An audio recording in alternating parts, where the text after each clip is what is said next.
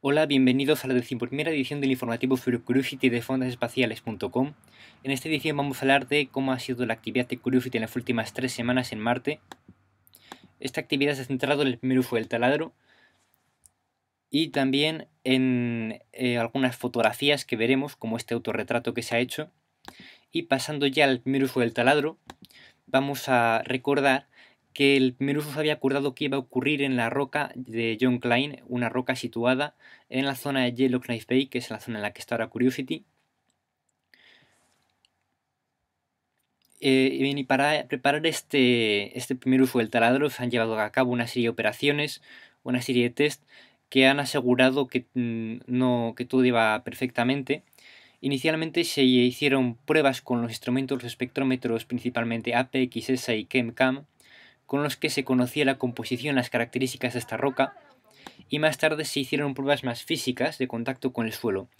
Cuando Curiosity taladra una roca, ejerce sobre la roca una presión de unos 300 newtons. Por eso fue muy importante inicialmente hacer pruebas de ver cómo se comportaba el brazo cuando hacía presión sobre la roca. Estas pruebas también se hicieron de noche para ver qué ocurría, cuál era el comportamiento de los materiales con los gradientes de temperatura que hay en Marte por la noche. Más tarde se empezaron con pruebas de contacto directo con el suelo del propio taladro. Inicialmente lo que se hizo fue, con el modo percusión del taladro, se hizo un pequeño agujero que vemos aquí, y este es el test que se llamó Drill on Rock Checkout. A continuación se hizo otro test que se llamó Mini Drill Test, y en el que ya no se usó el modo percusión sino el modo de giro.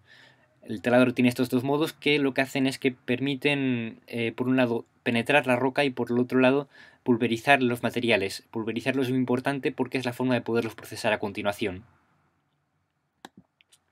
Vemos aquí el agujero que se hizo en este test, en este segundo test. Vemos cómo aparece en este GIF animado. Y finalmente se procedió a hacer el agujero definitivo ya de 6 centímetros de profundidad, 6,4 centímetros de hecho, y es una profundidad ya suficiente para recoger muestras. Durante el resto de la misión la profundidad normal será más o menos de este orden, porque en el agujero que veíamos antes de solo 2 centímetros no era posible tomar muestras, tiene que ser más profundo que eso, del orden de estos 5 o 6 centímetros, para poder llegar a tomar muestras.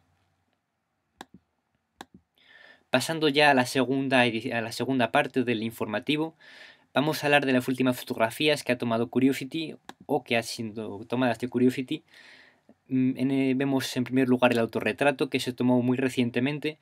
Se tomó un primer autorretrato en los primeros meses de misión y ahora, como está en una zona sin movimiento, es decir, que está allí estacionado temporalmente, se ha aprovechado para tomar un segundo autorretrato. Otra imagen que hemos visto últimamente de Curiosity es esta, tomada desde el espacio, desde la órbita marciana, por la cámara HIRIS del satélite MRO. Vemos aquí claramente el borde de Yellowknife Bay. En esta imagen el norte estaría más o menos hacia la izquierda.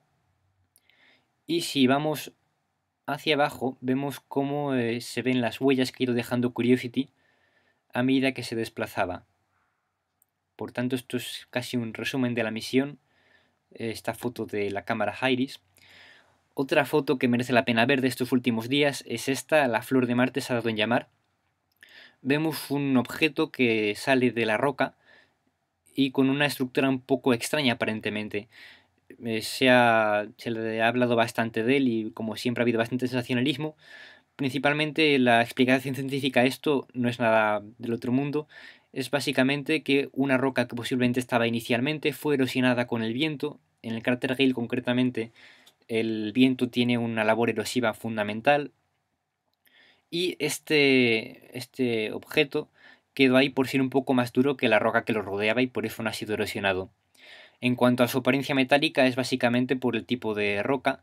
Puede ocurrir que haya un brillo metálico, pero eso no implica que sea un material metálico, como ya se ha comprobado. Y una panorámica que se tomó en estos últimos días.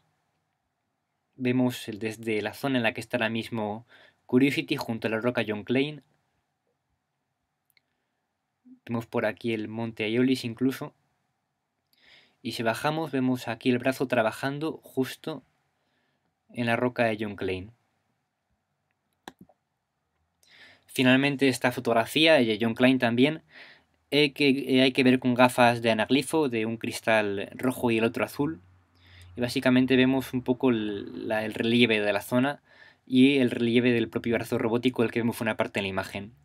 Esto es todo por ahora y nos vemos en el próximo informativo sobre Curiosity.